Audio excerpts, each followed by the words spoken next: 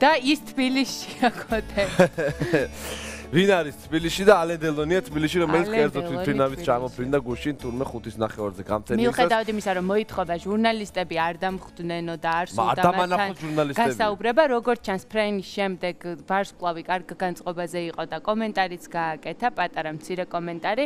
პატა ბურჭულაძესაც ხედავთ ჩვენი მაყურებელი კადრში, რომელიც დახვდა ალენ დელონს და ჩვენმა მაყურებელმა დარწმუნებული ვარ იცის, რომ სწორედ ალენ დელონი არ უძღვება კონცერტს, რომელიც გაიმართება სპორტის სასახლეში პაატა ბურჭულაძის იუბილესთან დაკავშირებით.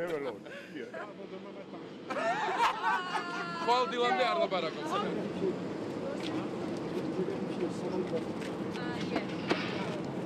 What? Good. So we're going to get. Okay.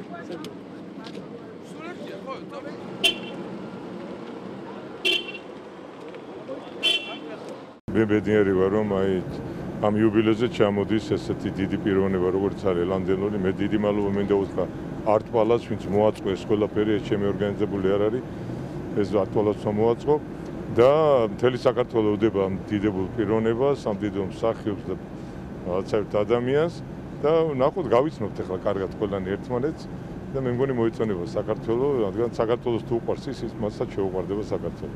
Thank you for coming. Thank you for being here. მადლობა რომ მოხვედით და დამხვდით. მე პაატას გულისთვის ჩამოვედი. ეს არის ახალგაზრდა ადამიანი, რომელიც ხვალ 60 წლის გახდება.